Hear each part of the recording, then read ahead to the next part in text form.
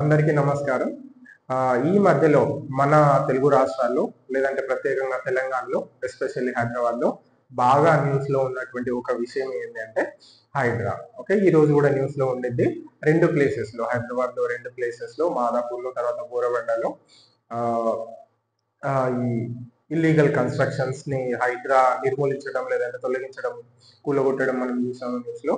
2 weeks back N Convention hero Nagarjuna గారికి సంబంధించినటువంటి N Convention ని కూడా ఇది హైడ్రా పడగొట్టడం మనం చూసాము. తుమ్మిడిహట్టి కుంట ఏదైతే ఉందో లేదంటే చెరువు ఏదైతే ఉందో దాంట్లో 3 ఎకరాల వరకు ఈ ఇన్కన్వెన్షన్ అనేది ఆక్యుపై చేసి ఇల్లీగల్ గా నిర్మాణాలు చేపట్టిందని హైడ్రా దాన్ని కూడా కూల్చేయడం జరిగింది. అంతకు ముందు నుంచి ఒక పాస్ట్ 2 మంత్స్ నుంచి బాగా న్యూస్ వస్తానే ఉన్నాయి మనకి హైడ్రా గురించి. దాని తర్వాత ఈవెన్ చీఫ్ మినిస్టర్ కి బ్రదర్ కి కూడా సమన్స్ వెళ్ళినాయి. ఇవి నోటీసులు వెళ్ళినాయి. ఈవెన్ ఆయనకు సంబంధించినటువంటి కన్స్ట్రక్షన్స్ కూడా హైడ్రా పడగొట్టబోతుంది అన్నటువంటి విషయాలన్నీ కొంచెం ఆసక్తిని రేకెత్తిస్తున్నాయి. సో ఇట్లాంటి సిచ్యుయేషన్ లో మనం హైడ్రా గురించి కొంచెం తెలుసుకోవాల్సినటువంటి అవసరం ఉంది. ఓన్లీ తెలుసుకోవడమే కాదు, we have to learn some lessons from Hydraa, the way it is functioning. So వేరే ఆర్గనైజేషన్స్ లేదంటే డిపార్ట్మెంట్స్ ఏవైతే ఉన్నాయో మన గవర్నమెంట్ లో, సో అవి కూడా కొంచెం they have to take the spirit of Hydraa. Okay. Then the administration, day to day administration ఏదైతే మన రాష్ట్రంలో ఉందో లేదంటే తెలుగు రాష్ట్రాల్లో ఉందో లేదంటే even the country also can take an example from the way the Hydraa is working. So ఈ విషయాలు మనం ఈరోజు కొంచెం తెలుసుకోవడానికి ప్రయత్నం చేద్దాం అనమాట. సో హైడ్రా విషయానికి వస్తే స్పెసిఫిక్ గా దీని డీటెయిల్స్ అయితే ఎక్కడ దొరకలేవు. ఏ టైంలో ఇది వచ్చింది, ఏ టైంలో స్పెసిఫిక్ గా ఇది ఎస్టాబ్లిష్ చేశారు అనేది ఒక 2 months వరకు దీని పేరు కూడా వేరే ఉంది అనమాట. హైడ్రా కాదు, 2 months బ్యాక్ జూలైలోనే దీని పేరు కూడా హైడ్రాగా మార్చడం జరిగింది అనమాట. సో అంతకుముందు దీని పేరు వేరేగా ఉంటుంది. కొంచెం డీప్ గా వెళ్ళి చూస్తే ఏమని చెప్తుందంటే అప్రాక్సిమేట్ గా మనకి 2000 సంవత్సరంలో అటు ఇటుగా కొంచెం హైడ్రా అంటే దీని మదర్ బాడీ, దీని ప్రీవియస్ బాడీ ఏదైతే ఉందో హైడ్రా ప్రీవియస్ బాడీ అది ఏర్పాటు చేసినట్లుగా మనకు తెలుస్తుంది. సో దీనికి మూల స్తంభం ఏంటి అంటే హైడ్రాకి హెచ్ఎండి అనమాట, Hyderabad municipal development authority. So అక్కడి నుంచి వచ్చినటువంటి ఒక బ్రాంచే హైడ్రా అనమాట. సో మొత్తం హైదరాబాద్ ని డెవలప్ చేయాల్సినటువంటి రెస్పాన్సిబిలిటీ ఎవరిది అంటే హెచ్ఎండిఏ. సో దాని నుంచి వచ్చినటువంటి ఒక బాడీయే హైడ్రా అనమాట. సో ఇంతకు ముందు అది it use to be called with different name like evaluation, monitoring and disaster management, something like that. So even మొన్న జూలైలోనే మనము దీని పేరుని హైడ్రాగా మార్చుకున్నాం అనమాట. సో దీని రెస్పాన్సిబిలిటీ హైడ్రా అంటే ఏంటి అంటే ఇది ఒక టాస్క్ ఫోర్స్ అనమాట. టాస్క్ ఫోర్స్ లో వేరే వేరే డిపార్ట్మెంట్స్ లేదంటే బ్రాంచెస్ కి సంబంధించినటువంటి రిప్రజెంటేటివ్స్ ఉన్నారనమాట. చైర్మన్ మనందరికీ తెలుసు, Ranganath. Okay, doctor Ranganath, he is working very well, he is doing a very good job. దాంతో పాటు మనకి వేరియస్ డిపార్ట్మెంట్స్ నుంచి రిప్రజెంటేటివ్స్ ఉన్నారనమాట. మున్సిపల్ డిపార్ట్మెంట్, తర్వాత water supply department, roads and buildings department నుంచి, ఈవెన్ ట్రాఫిక్, పోలీస్ డిపార్ట్మెంట్ దీని నుంచి కూడా మనకి రిప్రజెంటేటివ్స్ ఉన్నారనమాట. రైట్. సో ఇది హైడ్రా యొక్క రెస్పాన్సిబిలిటీ ఏంటి అంటే ఈ ఇల్లీగల్ కన్స్ట్రక్షన్స్ ఏవైతే ఉన్నాయో, ప్రధానంగా ఇప్పుడు చేస్తున్నది ఏంటి అంటే ఇల్లీగల్ కన్స్ట్రక్షన్స్ ఏవైతే ఉన్నాయో వాటర్ బాడీస్ లో వాటిని తొలగిస్తుంది అనమాట. తొలగించి ఈ వాటర్ బాడీస్ కి సంబంధించినటువంటి ల్యాండ్ ని అది రీక్లెయిమ్ చేస్తుంది అనమాట. సో దీంట్లో రెండు వర్డ్స్ మనకి ప్రధానంగా ఇంట్రెస్ట్నాయి. ఒకటి ఏంటంటే FTL, full tank level, and buffer zone. So ఈ 2 విషయాలు, ఈ ల్యాండ్ అంతా యాక్చువల్గా ఎవరికంటే చెరువుకే చెందుతుంది. చెరువు లేదంటే వాటర్ బాడీ లేదంటే కుంట ఏదైనా సరే ఈ 2 విషయాలు ప్రధానంగా మనం గుర్తుపెట్టుకోవాలి. ఏవి? ఫుల్ ట్యాంక్ లెవెల్, ఎఫ్టిఎల్, దాని తర్వాత బఫర్ జోన్. ఈ 2 కూడా వాటర్ బాడీకి ఏదైతే వాటర్ బాడీ ఉంటుందో దానికి వెరీ వెరీ ఇంపార్టెంట్. మనం నార్మల్ సీజన్ లో ఏం చేస్తామంటే వింటర్ సీజన్ లేదంటే సమ్మర్ సీజన్ లో వాటర్ తగ్గిపోతుంది వాటర్ బాడీస్ లో. సో మన అపోహ ఏంటంటే వాటర్ బాడీయే ఇంత ఉంది, దాని సైజే ఇంత ఉంది అని అనుకుంటాం అనమాట. సో రియల్టర్స్ కానీ ఎవరైతే కొంచెం ఇల్లీగల్ యాక్టివిటీస్ కి పాల్పడే రియల్టర్స్ ఎవరైతే ఉన్నారో, సో వాళ్ళు ఏం చేస్తారంటే ఈ వాటర్ బాడీ వీకెండ్ కనిపించినప్పుడు అక్కడికి కూడా వచ్చేసి ఎఫ్టిఎల్ ల్యాండ్ కానీ లేదంటే బఫర్ జోన్ కానీ దాన్ని ఆక్రమించేసుకొని అక్కడ కూడా మనకి కన్స్ట్రక్షన్స్. హైదరాబాద్ డెవలప్ అయిందంతా చాలా మటుకు ఈ వాటర్ బాడీస్ ని ఇల్లీగల్ గా ఆక్యుపై చేసుకొని కన్స్ట్రక్ట్ చేసిన ఏరియాస్ చాలా చాలా ఉన్నాయి అనమాట. హైదరాబాద్ మనందరికీ తెలుసు, ఇది ఒకప్పుడు చెరువుల నగరంగా పిలువబడేది అనమాట, ది సిటీ ఆఫ్ లేక్స్. నిజంగా వాస్తవానికి చెప్పాలంటే నిజాం టైంలో ఒకసారి ఫ్లడ్స్ వచ్చినాయి. ఆయన చాలా బాధపడ్డాడు అనమాట. ఈ ఫ్లడ్స్ లో హైదరాబాద్ ముంపు గురైంది, వేలాది మంది వాళ్ళ ప్రాణాలను కూడా కోల్పోయారు. సో దానికోసం ఆయన ఏం చేశాడంటే, స్పెసిఫిక్ గా మనకు తెలుసు, మన హైదరాబాద్ ని ప్రజెంట్ ఉన్న టైప్ లో ఆర్ ప్లాన్ ఇచ్చింది ఎవరంటే Mokshagundam Visvesvaraya, a very well known engineer before independence వచ్చిన తర్వాత ఆయన కాంట్రిబ్యూషన్స్ చాలా ఉన్నాయి. But one of the few great engineers in the world, in India, even before independence. So ఆయన మనకి ప్లాన్ ఇవ్వడం జరిగింది. సో ఆయన ఏం చేశాడంటే, హైదరాబాద్ లోకి వస్తున్న వరదల్ని నిలువరించడం ఎట్లా, లేదంటే కంట్రోల్ చేయడం ఎట్లా, దాని తర్వాత హైదరాబాద్ కి వాటర్ సప్లై చేయడం ఎట్లా, సో ఇవన్నీ మంచిగా ప్లాన్ చేసి ఆయన హైదరాబాద్ కి ఒక ప్లాన్ ఇచ్చింది అనమాట. సో ఈ ప్లాన్ లో అంతర్భాగంగా ఏంటంటే, మనకి థౌజండ్స్ ఆఫ్ లేక్స్ ఉన్నాయి అనమాట, మనకి కుంటలు చెరువులు ఉన్నాయి అనమాట. సో అట్లా ఆయన ప్లాన్ చేసి దీన్ని కట్టాడు అనమాట. హైదరాబాద్ కి ప్లాన్ ఇవ్వడం జరిగింది. నిజాం అకార్డింగ్లీ, ఆ ప్లాన్ అకార్డింగ్లీ మన హైదరాబాద్ సిటీని నిర్మించడం జరిగింది అనమాట. సో అన్ఫార్చునేట్ గా ఏం జరిగిందంటే, ఈ థౌజండ్స్ ఆఫ్ లేక్స్ అసలు లేవు, మాయమైపోయినాయి. ఎట్లా మాయమైపోయినాయి అంటే, వీళ్ళే రియల్టర్స్ వాటిని మింగేస్తున్నారు అనమాట. ల్యాండ్ తీసేసుకొని కన్స్ట్రక్షన్స్ వస్తూ ఉన్నాయి, వాటర్ బాడీ సైజ్ తగ్గిపోతా ఉంది. సో కొంచెం వర్షం పడ్డా కానీ మనకి హైదరాబాద్ మునిగిపోవడము, వరదలు రావడము, ప్రజలు ఇబ్బంది పడడం చూస్తున్నాము. దీనికి రెస్పాన్సిబిలిటీ వేరే ఎవరో కాదో మనమే రెస్పాన్సిబుల్. ఎందుకంటే మనము ఈ రివర్ బాడీస్ ఏవైతే రివర్స్ కాదు, ఈ కుంటలు చెరువులు ఏవైతే హైదరాబాద్ లో ఉన్నాయో, అఫ్ కోర్స్ నది కూడా ఉంది, మూసీ నది కూడా ఉంది, దాన్ని కూడా మనం చాలా మటుకు ఆక్యుపై చేసేసినాము. అది it is nothing but a drain nowadays. So Musi నది కూడా వరదలు వస్తూ ఉంటాయి. Previous I think 10 years back ఒకసారి వరదలు వచ్చినాయి, అప్పుడు కూడా చాలా ప్రాబ్లమ్స్ ఫేస్ చేయడం జరిగింది మనము. సో మూసీ నది కానీ, తర్వాత ఉన్నటువంటి చెరువులు కానీ, గుట్టలు కానీ హైదరాబాద్కి చాలా ఇంపార్టెంట్.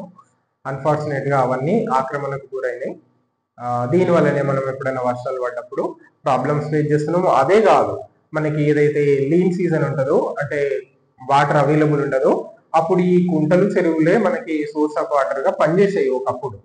సో వాటిని డిస్ట్రాయ్ చేస్తున్నాం కాబట్టి ఇట్లా మనకు ఎండాకాలం వచ్చినప్పుడు వాటర్ ప్రాబ్లం అంటే షార్టేజ్ మనం ఫేస్ చేయాల్సి వస్తుంది.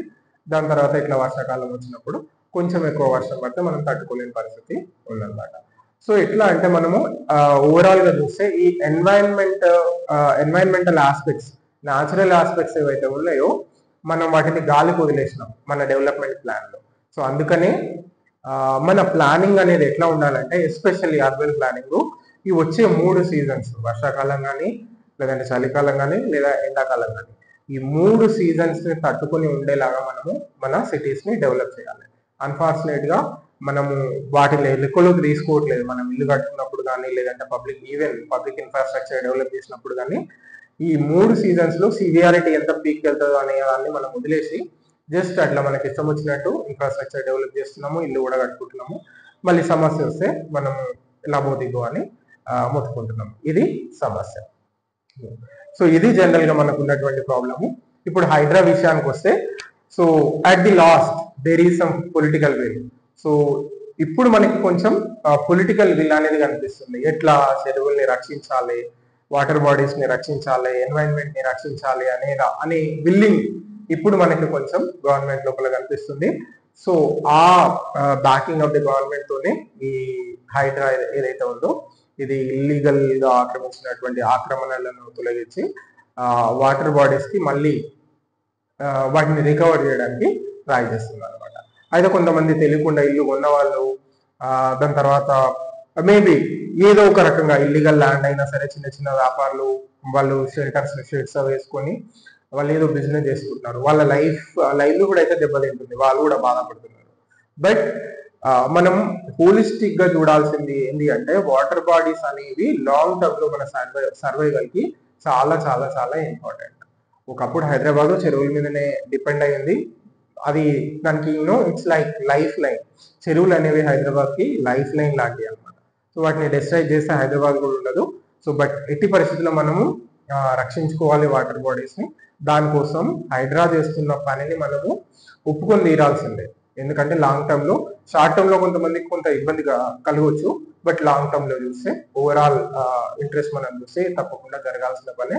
కొంచెం లేట్ అయినా, ఆక్రమణకు గురైన చెరువులు మనం కొంచెం లేట్ గా అయినా నిద్ర చేసి సరైన యాక్షన్ మనము తీసుకుంటున్నామని చెప్పొచ్చు అనమాట. ఓకే, సో ఇది హైడ్రా చేస్తున్నటువంటి పని. ఇంకేంటంటే నేను ఏమనుకున్నానంటే, ఇట్లా హైడ్రాకు ఏ విధంగా అయితే పొలిటికల్ బ్యాకింగ్ ఉందో, కొంతమంది ఏమని చెప్తున్నారంటే దీనికి అటానమీ కూడా ఇచ్చిండు, ఫంక్షనల్ అటానమీ ఉంది, సో ఎవరి ఇన్ఫ్లుయెన్స్ దీని మీద ఉండదు అని చెప్తున్నారు. నాకు తెలిసినంత వరకు అయితే ఒక టాస్క్ ఫోర్స్ కి ఇంత ఇండిపెండెన్స్ ఇచ్చే, అటానమీ ఇచ్చేంత స్కోప్ అయితే లేదు. But I strongly believe that there is a complete political backing ఉంది. దాన్ని మనం పొలిటికల్ విల్ అంటాం అనమాట. చాలా విషయాల్లో మన దేశంలోనే, మన తెలుగు రాష్ట్రాల్లోనే కాదు, మన భారతదేశంలోనే చాలా విషయాల్లో ఈ పొలిటికల్ విల్ అనేది ల్యాక్ అయింది. ఏది మేజర్ ఇష్యూస్ మనకి చాలా ప్రాబ్లమ్స్ ఉన్నాయి, ఈవెన్ ప్రాబ్లమ్స్ ఉన్నాయి మనకి, బట్ వాటిని సాల్వ్ చేయడంలో ఈ పొలిటికల్ విల్ అనేది లేదన్నమాట. ఈవెన్ కరప్షన్ విషయంలో కానీ, కరప్షన్ ను తుడిచేయడంలో కానీ, తీసేయడంలో కానీ, లేదంటే ల్యాండ్ రిఫార్మ్స్ అనేది మనకి చాలా ఇంపార్టెంట్ ఉండే, ఈ ల్యాండ్ రిఫార్మ్స్ ని ప్రాపర్ గా ఇంప్లిమెంట్ చేయడంలో కానీ, సో ఇట్లాంటి ప్రధానమైన విషయాలలో, ఈవెన్ పేదరిక నిర్మూలన కానీ, సో దీంట్లో సరే మనం మెజర్స్ అనేది తీసుకుంటున్నాము, బట్ ఆ పొలిటికల్ విల్, ఎవరైతే పొలిటికల్ లీడర్స్ ఉన్నారో వాళ్ళ దృఢ నిశ్చయం ఉందా లేదా అనేది చాలా మ్యాటర్ అవుతుంది అనమాట. సో ఇట్లాంటి దృఢ నిశ్చయం లేకపోవడం వల్లనే పొలిటీషియన్స్ లో ఈ ఏవైతే వేరియస్ రిఫార్మ్స్ ఉండినో, మనకి ల్యాండ్ రిఫార్మ్స్ కానీ, కరప్షన్ అంతమొందించడం కానీ, లేదంటే పావర్టీని నిర్మూలించడం కానీ, పేదరికాన్ని నిర్మూలించడం కానీ, సో ఇవన్నీ మనకి సక్సెస్ఫుల్ అయితలేవు. ఎందుకంటే there is no political will. So అట్లాంటిది fortunately it is there for HYDRAA. So HYDRAA ఆ స్పిరిట్ తోనే ముందుకెళ్తుంది. సో ఇది తన గుడ్ వర్క్ కంటిన్యూ చేయాలని నేనైతే కోరుకుంటున్నాను. ఓకే, సో ఇది, సో ఇట్లాంటి స్పిరిట్, వర్కింగ్ స్పిరిట్ ఏదైతే హైడ్రాక్ ఉందో అది ఇంకొన్ని ఆర్గనైజేషన్స్ లో మన గవర్నమెంట్ లో రావాల్సిన అవసరం ఉంది. ఒక్కటే ఎగ్జాంపుల్ నేను తీసుకుంటా, అది లోకాయుక్త. లోకాయుక్తాస్ అసలు చాలా మందికి పేరే తెలిసి ఉండదు. లోకాయుక్త అనే ఒక బాడీ ఉందని, ఈక్వల్ గా సెంట్రల్ లెవెల్లో మనకి లోక్పాల్ ఉంటది. సో లోక్పాల్ కి ఈక్వల్ గా ప్రతి స్టేట్ గవర్నమెంట్ లో, స్టేట్ లోపల లోకాయుక్త అనేది ఉండాలి. సో ఇదేంటంటే, లోకాయుక్త అనేది ఏంటంటే కరప్షన్ ను నిర్మూలించేటువంటి బాడీ అన్నమాట. ప్రభుత్వ ఉద్యోగుల నుంచి తీసుకొని ఈవెన్ పొలిటికల్ గవర్నమెంట్ స్థానాల్ని ఆక్రమించినటువంటి పొలిటికల్ ఫిగర్స్ నుంచి ఎవరైనా సరే, గవర్నమెంట్ లో అంతర్భాగమైనటువంటి వ్యక్తులు ఎవరైనా సరే, వాళ్ళు కరప్షన్ కి పాల్పడితే, లేదా కరప్షన్, బ్రైబరీ అనేది ఒక చిన్న విషయం, కరప్షన్ లో bribery that includes bribery also. Corruption అనేది ఒక పెద్ద ఇది అనమాట, ఆస్పెక్ట్ అనేది అనమాట. దాంట్లో చాలా విషయాలు ఉన్నాయి. ఇది సెకండ్ అడ్మినిస్ట్రేటివ్ రిఫార్మ్స్ కమిషన్, లేదంటే ఒక ప్రత్యేకమైన కమిషనే ఉండే, కమిషన్ అగేన్స్ట్ కరప్షన్ అనేది, అది డిఫైన్ చేసింది అనమాట. దాంట్లో 22 నుంచి 23 ఐటమ్స్ ఉన్నాయి, కరప్షన్, ఏదేది కరప్షన్ అనేది. ఈవెన్ గవర్నమెంట్, ప్రభుత్వంలో చిన్న చిన్న వస్తువులు తీసుకోవడం కూడా కరప్షన్. పెద్ద కరప్షన్ ఏంటి అంటే, ఇది మనకి ఏదైతే ప్రభుత్వం మనకి హోదా ఇచ్చిందో, ప్రధాన పర్టికులర్ ఆఫీసర్ అని, ఈ ఆఫీసర్ అని, ఆ హోదాని మనం పర్సనల్ బెనిఫిట్ కి యూజ్ చేయడం, ఇది కరప్షన్ లో పెద్ద ఆస్పెక్ట్ అనమాట. Using public office for private benefit. So ఈ లోకాయుక్త కూడా మనం ఎట్లాగైతే మనం హైడ్రాకి పవర్స్ ఇచ్చినాము, దీనికి ఇస్తే కరప్షన్ మొత్తం ఎలిమినేట్ అవుతుందని అయితే నేను అనుకుంటలేను. ఎందుకంటే కరప్షన్ అనేది చాలా పెద్ద విషయము. Even developed countries like USA, UK ఇవి కూడా సాల్వ్ చేయలేకపోతున్నాయి. ఒకవైపు మనం ఇంకోవైపు చైనాని చూస్తే, చైనా కూడా మనం స్ట్రిక్ట్ ఉంటాయని చెప్తాము రూల్స్ అండ్ రెగ్యులేషన్స్, బట్ అక్కడ కూడా కరప్షన్ ఉంది. సో కరప్షన్ అనేది గ్లోబల్ ఫినామినల్, బట్ అట్లా అని చెప్పి మనం వదిలేయకూడదు. అంతటా ఉంది, సో మన దగ్గర కూడా ఉందని మనం వదిలేయకూడదు. కరప్షన్ అనేది డెవలప్డ్ కంట్రీస్ లో ఉంటే అదంత ప్రాబ్లం కాదు, బట్ కరప్షన్ ఇక్కడ మన కంట్రీస్, పేద కంట్రీస్ లాంటి కంట్రీస్ లో ఉన్నప్పుడు అది ప్రజలకు చాలా ప్రాబ్లం చేస్తుంది అనమాట. సో అందుకని మన కంట్రీస్, అంటే డెవలప్డ్ కంట్రీస్ లైక్ ఇండియా, ఇక్కడ నుంచి కరప్షన్ తీసేయాల్సినటువంటి అవసరం ఎంతన్నా ఉందన్నమాట. సో అందుకని ఇట్లాంటి కొంచెం independence, Lokayukta, even central government కూడా లోక్పాల్కి ఇట్లాంటి పవర్ ఇస్తే చాలా బాగుంటుందని నా ఉద్దేశము. దీంతో పాటుగా ఇంకా అదర్ ఇంపార్టెంట్ ఏజెన్సీస్ ఏవైతే ఉన్నాయో బట్ అన్నింటికి కూడా ఇట్లా పొలిటికల్ బ్యాకింగ్ ఇచ్చి, if government is or political leaders are ready to show some will to address all these aspects, environmental aspects కానీ, కరప్షన్ కానీ, పావర్టీని అడ్రస్ చేయడం కానీ, విమెన్ ఎంపవర్మెంట్ కానీ, తర్వాత various crimes against women, rape cases ఇవన్నీ చూస్తున్నాము. సో ఇట్లాంటి విషయాల్లో కూడా పొలిటికల్ లీడర్స్ కొంచెం విల్ చూపించి ఈ బాడీస్ ని బ్యాక్ చేస్తే ఖచ్చితంగా వేరియస్ అదర్ ప్రాబ్లమ్స్ మనం అడ్రస్ చేయగలమని నేనైతే స్ట్రాంగ్ గా నమ్ముతున్నా. So let's hope in the future there can be or we expect that there may be a change in the thought process of the political leaders. ఎట్లాగైతే హైడ్రాకి powers ఇచ్చిందో అట్లానే various government agencies కి కూడా powers ఇస్తే బాగుంటుందని ఒక hope తోటి ఈరోజు వీడియోని మనం